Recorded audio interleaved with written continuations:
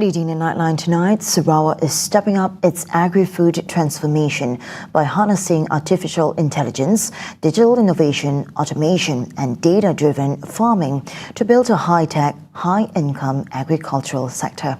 Premier Datuk Pani Tan Sri Abang Johari Tunapeng says technology is key to raising productivity while ensuring long-term environmental sustainability, emphasizing that cutting-edge technologies such as precision agriculture, biotechnology, AI, automation, and renewable energy integration will help build a more efficient, productive, and resilient agricultural sector. I am encouraged to see initiatives such as Agri-Hub, which demonstrate how research, innovation, and close collaboration with local communities can strengthen agricultural productivity and food security. Building on the encouraging progress achieved in a place in Sarawak called Gedong, the Agri-Hub approach continues to be extended to other strategic locations, supporting Sarawak's broader agenda for sustainable agricultural development. Abang Johari also stresses that data-driven decision-making is key to improving food production efficiency and strengthening long-term food security. Therefore, he urges all stakeholders to embrace innovative solutions that combine digital technology, the circular economy, sustainable land management, and inclusive development to address the growing challenges of global climate change.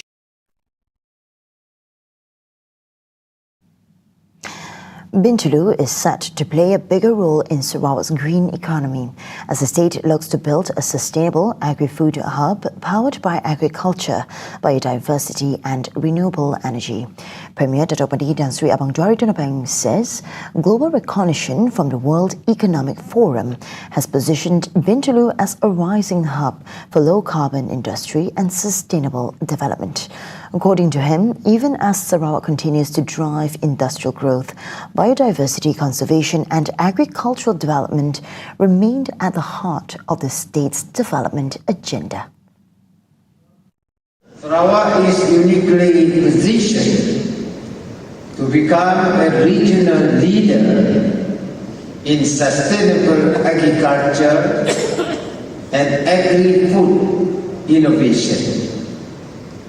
We are blessed with vast land resources, rich biodiversity, being one of the world's oldest rainforests, renewable energy potential, and diverse agricultural ecosystem. This strength provides us with a strong foundation to develop climate-smart agriculture, strengthen food production system, and expand value-added agro-based industries. He says Sarawak's abundant land, rich biodiversity, renewable energy resources and diverse agricultural ecosystems provide a strong foundation to build climate-resilient food production and expand high-value agri-food industries. Thus, the state's expanding Agri-Hub initiative demonstrates how research, innovation and community partnerships can boost agricultural productivity while strengthening long-term food security. The Sarawak government has contributed 6 million ringgit towards the construction of the new building for SGK Chunghua 11th Mile Matang. Deputy Premier Dr. Ahmad Dr. Sim Kui Hyun says the contribution reflects the state government's strong commitment towards education development. So, which other government give you 6 million out of 7 million? You know, and it's only Sarawak government under Premier Abang Jo. Because education is for semua anak-anak supaya semua anak-anak boleh Sarawak nation building. And that's why Premier spend so much money not only on SJKC, spend so much money on international school. Semua adik-adik selepas itu kalau result bagus boleh pergi ke international school. 50% adik-adik di international school di Sarawak free. Di lain tempat international school masuk mahal. Tengok saja. Di Sarawak free. If you 50% itu kuota untuk adik-adik B40. He says the government will continue to support higher education through FTES at state-owned university, along with living allowances. Since 2020, the state government has channeled about 78 million ringgit to the Sarawak Chinese Schools Consultative Committee, including funding the relocation and rebuilding of 23 Chinese primary schools. At the same time, since last year, the government has also allocated 10 million ringgit through the committee to develop smart classrooms in all Chinese primary schools across Sarawak. The nearly 7 million ringgit four-story building features 7 classroom, an administrative office, counseling room, multi-purpose hall, canteen, and other supporting facilities.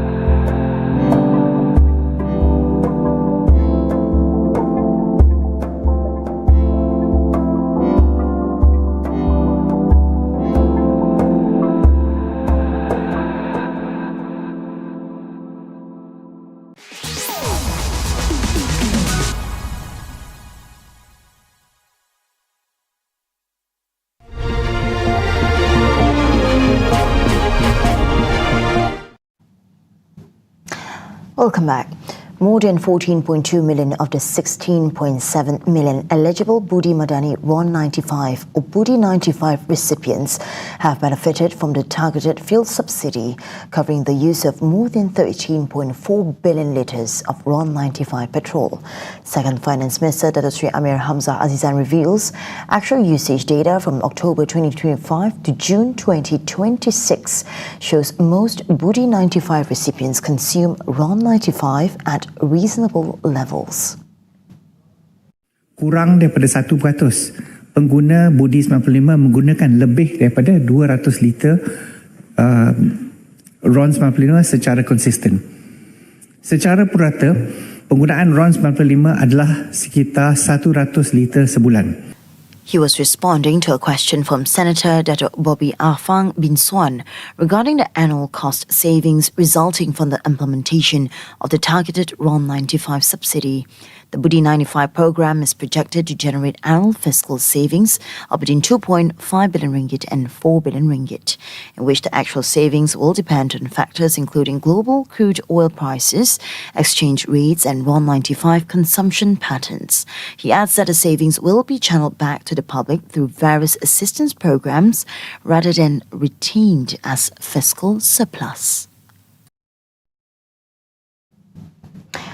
No meaningful dialogue or engagement on security in the Indo-Pacific can take place without a peaceful and united ASEAN. Defence Minister Tan Muhammad Khalid Nordin says Southeast Asia occupies a strategic geographical position and serves as the heart of the Indo-Pacific, making ASEAN stability the foundation of peace and security across the wider region. In this regard, he urges all external partners and major world powers to ensure that ASEAN's long-established security architecture remains the primary platform for any substantive discussions on the Indo-Pacific. Firstly, I would like to firmly state and remind that Southeast Asia is and must continue to remain a zone of peace, freedom, and neutrality, or ZOFAN. We do not believe that peace requires us to choose sides.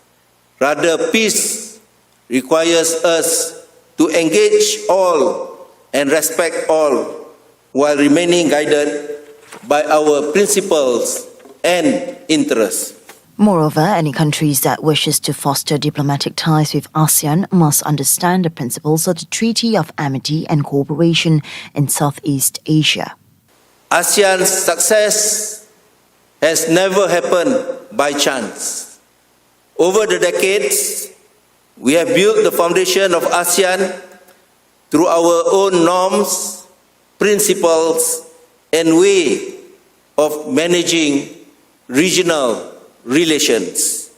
Let us remind ourselves that the purpose of the military is not to wage war. Addressing military leaders, practitioners and legal experts in attendance, Mohammed also reminded them of the true responsibility of the armed forces in today's modern geopolitical landscape is not to create conflict but to ensure that war and conflict is never necessary.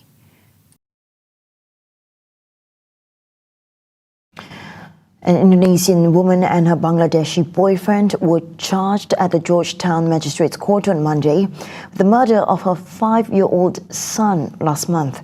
The offence was allegedly committed in the living room of a house in Lintang Merah, Sungai Dua, Penang at about 9:30 a.m. on July 23rd.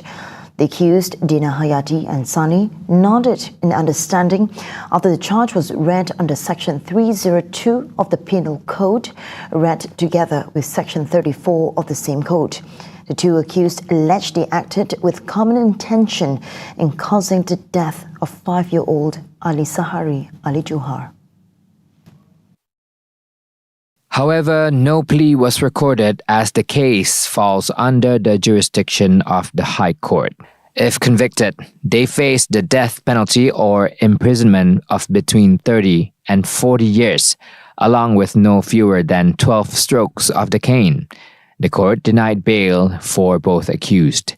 The case has been fixed for mention again on October 6, pending the postmortem, chemistry and DNA reports. Earlier reports stated that the alleged abuse came to light after the 5-year-old boy was brought unconscious to a clinic by his mother's boyfriend before being pronounced dead while receiving treatment at Penang Hospital. A postmortem examination found that the victim died from head and body injuries caused by blunt force trauma. Bruises were also found on several parts of his body.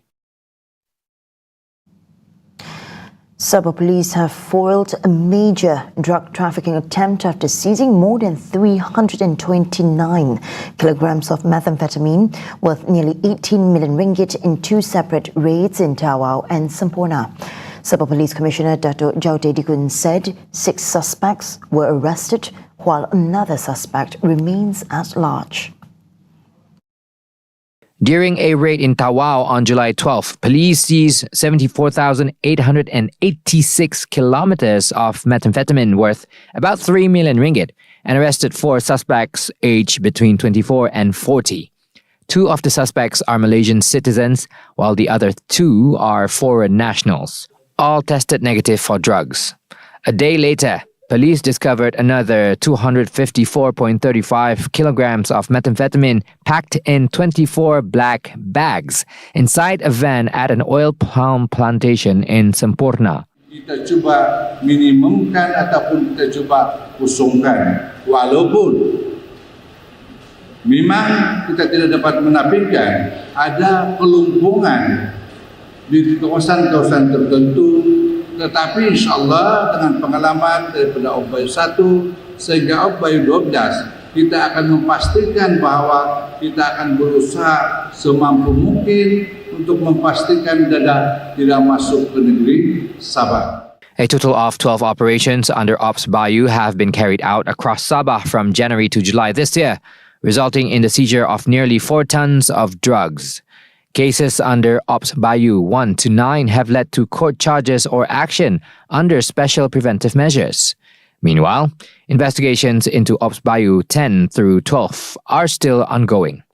At the same time, the police is also strengthening intelligence efforts and cooperation with other enforcement agencies in a bid to close security gaps along routes identified as key entry points for drugs into Sabah.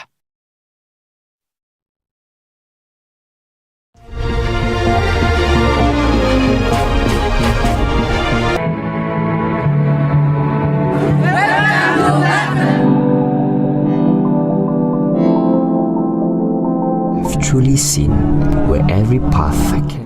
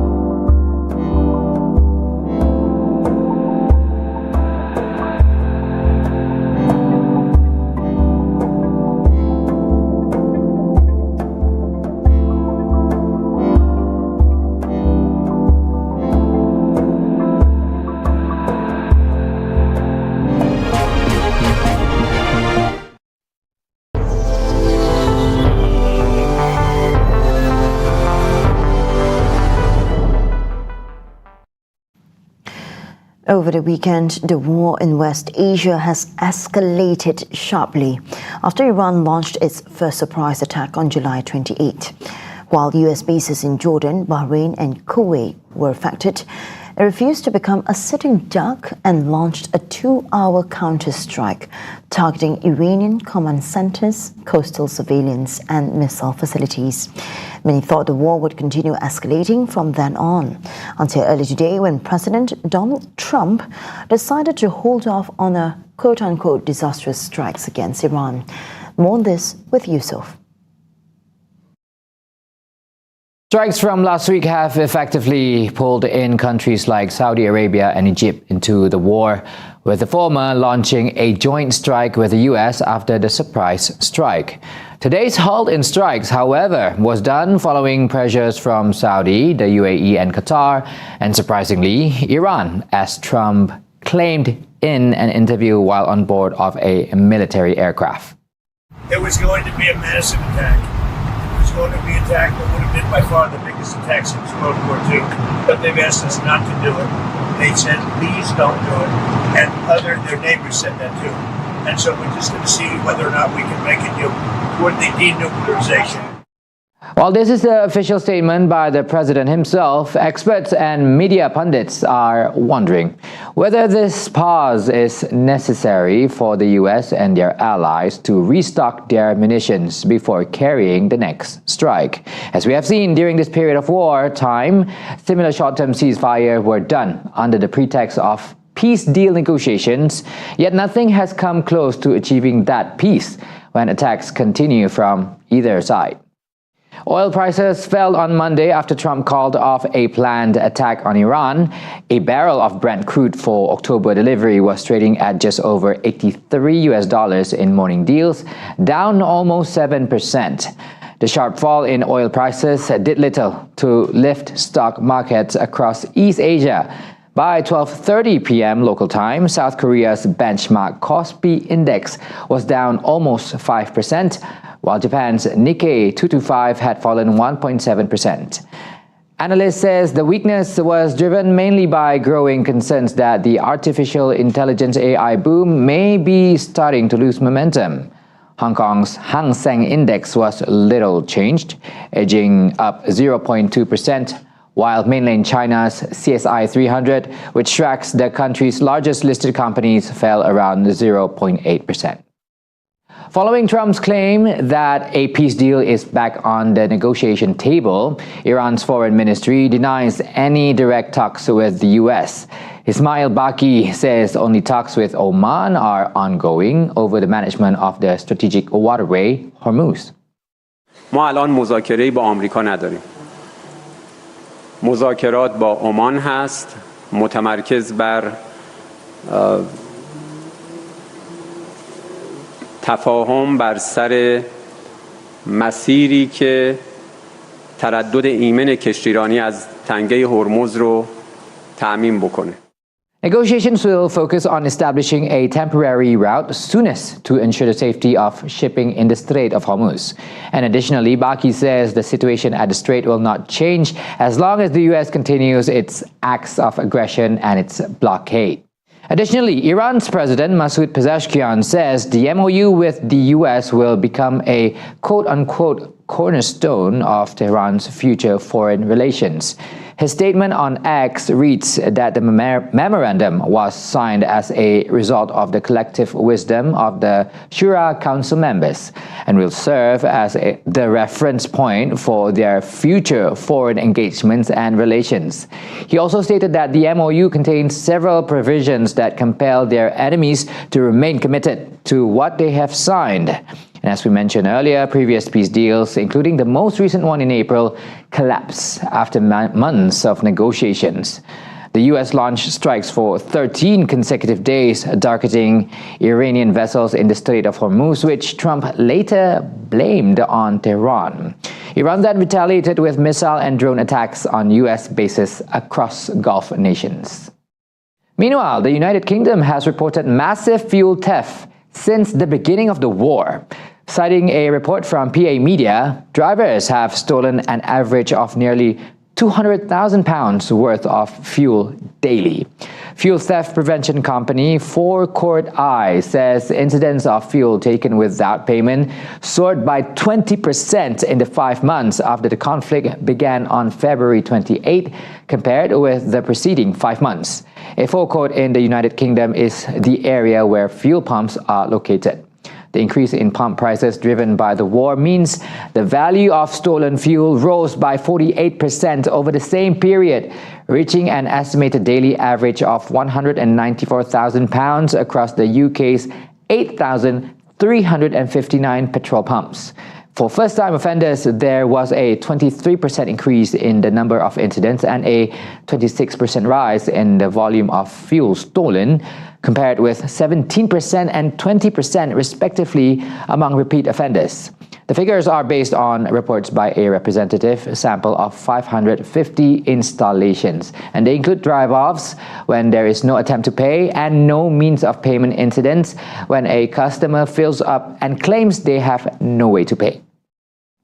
Now, the different statements by Iran and the US have been polarizing, forming two extreme opinions in the public sphere. But will this round of negotiations, as claimed by Trump, bring any difference to the table? We'll keep you updated. tvSarawak.my and TVS Inspire. Back to Cheryl for the rest of tonight's news. Thank you, Yusuf. At least 72 people died during the recent mass influx of migrants into Spain's Ceuta enclave from Morocco, Spanish officials said on Sunday, though Moroccan officials later presented a lower estimate. Most of the estimated 60,000 people who rushed into Spain's North African territory, most by swimming, have returned to Morocco since the territory's largest mass migrant crossing. The previous toll was 67 deaths. Later Sunday, Morocco's Interior Ministry issued its own toll, saying 11 people had died trying to reach Ceuta. They said 10 people had drowned while one fell from a rocky area. Spanish police and troops patrolled the streets of Ceuta on Sunday as the enclave largely returned to normal after the sudden mass influx between Wednesday and Friday. Only small groups of migrants were still walking around after most who crossed the small border barrier returned voluntarily to Morocco in 48 hours.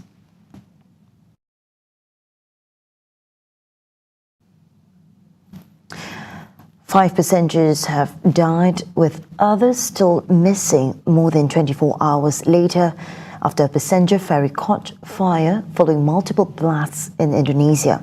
According to Search and Rescue Agency head Nanang Sigit, 236 people were on board the vessel when it departed Surabaya for Makassar on Sulawesi Island on Sunday morning.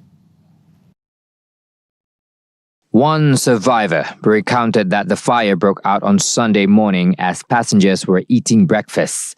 Official figures remain inconsistent, with no clear explanation for the discrepancies. The latest toll given on Sunday states that 41 people were missing. And on Monday, Nanang says 229 people had been rescued alive, while 5 bodies had been recovered. Meanwhile, an East Java police official says around 28 people are still missing. Another vessel was deployed on Monday to intensify the search and rescue operations. A Cuban state-owned utility company, UNE, announced on social media that Cuba's power grid collapsed on Sunday, triggering yet another nationwide blackout. Sunday's blackout is the 1st of August and comes after 3 nationwide outages in July that affected around 10 million people as the United States continues its oil blockade amid Cuba's aging energy infrastructure. Earlier this year, Washington authorized the arrival of just one Russian tanker carrying 100,000 tons of crude oil. The shipment arrived in March but have since then been depleted. In addition to the oil blockade, the Trump administration has stepped up sanctions against Cuban state-owned businesses, prompting many foreign firms to suspend operations in the country. The U.S. has also indicted former President Raul Castro over the downing of 2 civilian planes 3 decades ago. Havana has since introduced a series of free market reforms to boost the economy, as talks between Havana and Washington have yielded little progress. Get all the updates you need all in one app as TVS Inspire brings you live updates on events, news and programs. Available now on the Apple App Store and Google Play Store. TVS Inspire will turn your screen whenever, wherever. Those were the updates on TVS Nightline. I'm Shosh Mato. Thank you for watching and have a good night.